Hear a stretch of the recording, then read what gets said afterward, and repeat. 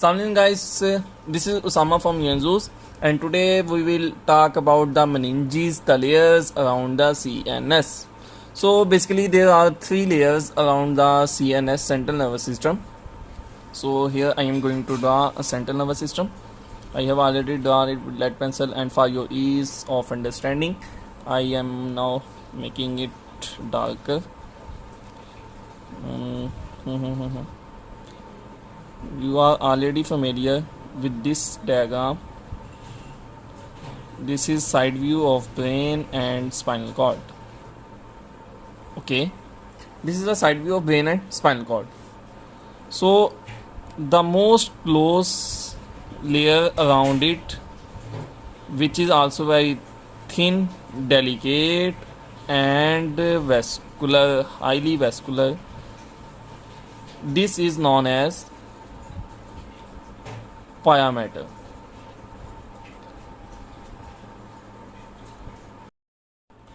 So the layer around the pia mater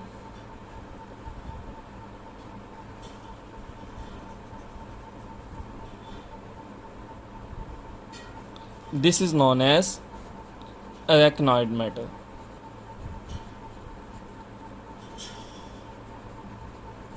Okay, and this layer has trabecula,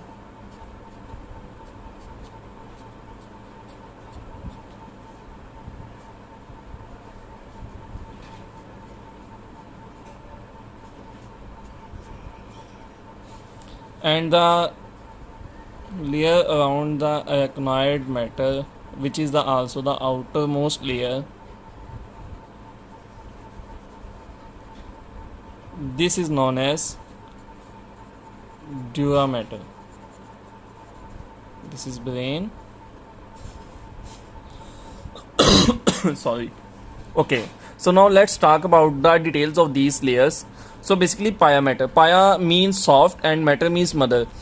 Most close layer around the CNS, very soft and highly vascular. So now move towards arachnoid matter.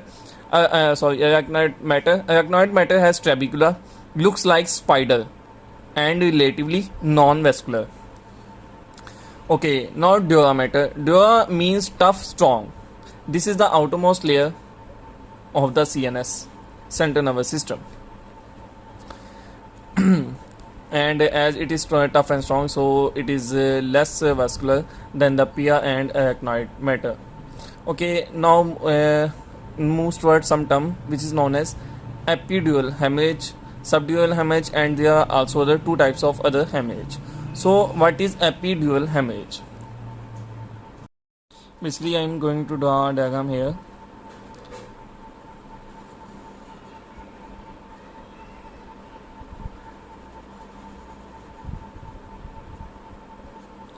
This is skull bone, and the layer beneath it is known as dura mater. Dura mater has further two layers. This layer, which is known as periosteal layer, which is close to the skull, and another layer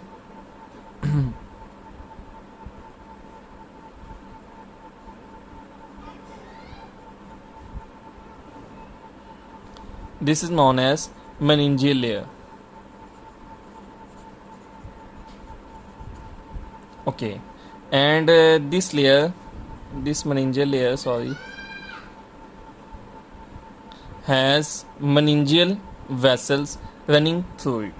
One thing more, this meningeal layer also has naturally a space. These are endothelial cells.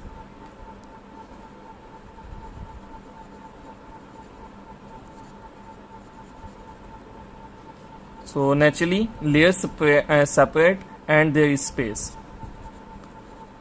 I write it here. The layers separate and a space is formed.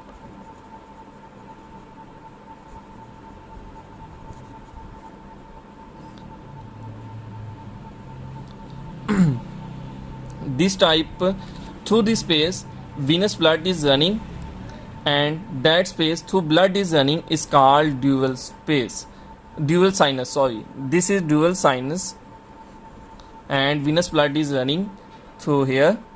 So basically epidural hemorrhage. In epidural space, potential space, which I shall tell you, epidural hemorrhage is also known as epidural bleeding. Okay. The characteristics of epidural hemorrhage is it is lens-shaped hematoma. If you do a CT scan of a person and there is a lens-shaped hematoma, then the person is having a epidural hemorrhage.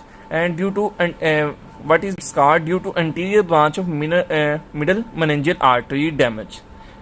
If this branch is damaged, then there is epidural hemorrhage. You remember this diagram? I have made lectures in Urdu on this single lecture. Sorry. On this diagram. So this is anterior canal fossa, this is middle canal fossa, and this is posterior canal fossa. Okay, we will talk about the middle cranial fossa. In middle cranial fossa, through foramen spinosum, middle meningeal artery come out, running in groove between two layers of dura mater. When someone hits strongly at side of head over temporal and parietal bone, weak area, under there is meningeal arteries. So blood accumulates between the skull and dura mater. So basically this is the reason of epidural hemorrhage. Again we read in middle cranial fossa through foramen spinosum, middle meningeal artery come out, running in groove between two layers of dura mater. When someone hits strongly at side of head over temporal and parietal bone, weak area. Under there are middle meningeal arteries, so they got damaged and blood accumulates between the skull and dura mater, and this is the basis of epidural hemorrhage. Here is another diagram which is similar to previous one. So what really happens? I have talked about the dual space, but there occurs another space which is known as potential space. So how it is formed, we shall talk it in this diagram. Basically, these periosteal and meningeal layers at some points are very close to each other.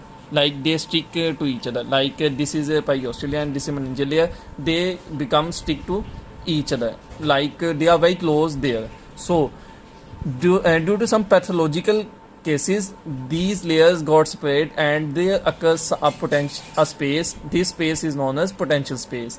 That is, if I draw two layers here, like they are very close to each other, due to some pathological cases, they got separated and there occurs a space which is known as potential space. Okay. Also, there are meningeal arteries running there in the between the dual meningeal vessels running, that is here in the dura mater. So when someone hits on the temporal and parietal bone area, that is I have already talked about before, weak area, under there are what? Meningeal arteries. That is in this diagram here the meningeal arteries run in a groove, a meningeal artery run in a groove. So when someone hits on that area, the artery got damaged and blood accumulates between the skull and dura mater. So basically what happens, like if they are here the meningeal arteries and this meningeal layer is running along the periosteal layer. So when these got damaged, blood accumulates here. So this layer got aside and a hematoma accumulates here. This is known as epidural hemorrhage.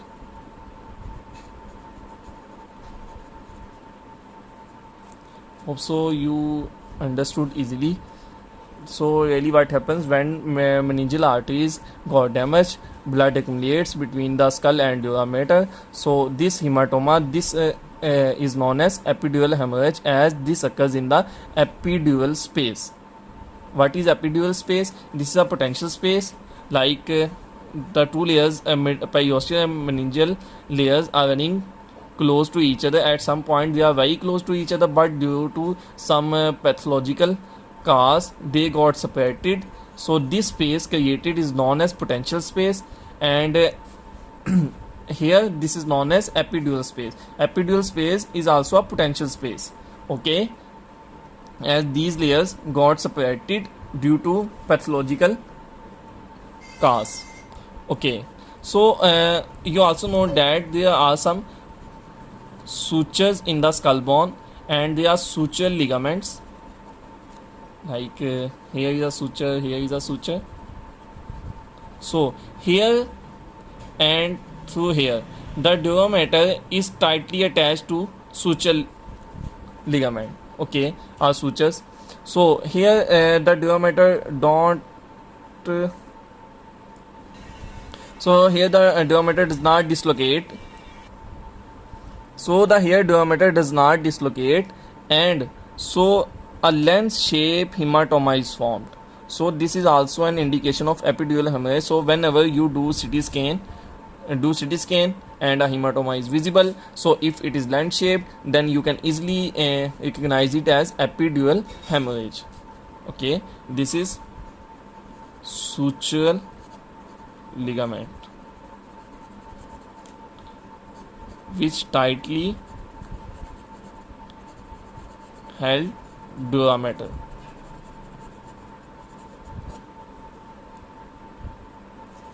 Okay, so now move towards some other thing. Lucid interval. What is lucid interval? In normal circumstances, there is a head injury, person become unconscious, no bleeding. If there is no bleeding, person recovers quickly. This is one case. Or if there is head injury, person should not be unconscious, so he recovers quickly, or he or she recovers quickly. This is one case. So if he becomes unconscious and no hemorrhage within the brain, person becomes healthy. Person become healthy quickly. And if he becomes unconscious due to contagious injury within the brain substance, he should recover very rapidly. These all are one thing almost. But a person hemorrhage like this, if there is a epidural hemorrhage, wait 1 minute, if there is such a hemorrhage, epidural hemorrhage, either person become unconscious due to initial injury and recovers after recovery. Again the person tends to falling towards the deeper level of unconscious. This interval between which the person recovers from the unconscious, and then again after some weeks or days he started towards unconscious level, this level this interval is known as lucid interval. This may be of days or weeks. Again I am repeating, if a person have a hemorrhage like this, like epidural hemorrhage, he recovers from the unconscious level.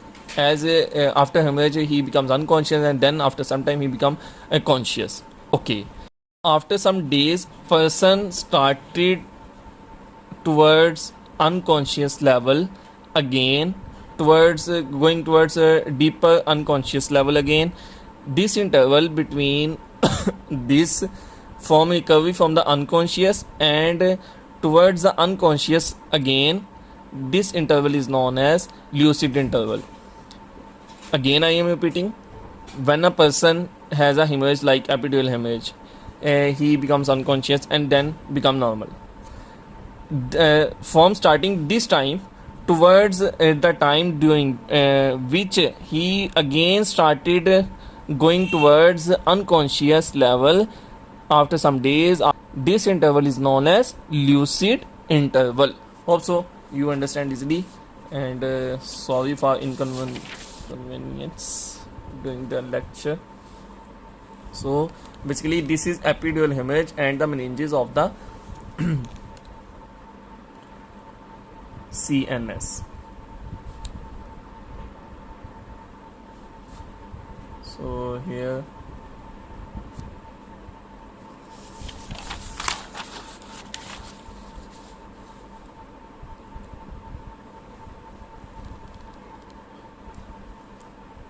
further hemorrhage we shall talk in next videos. Take care. Allah Hafiz.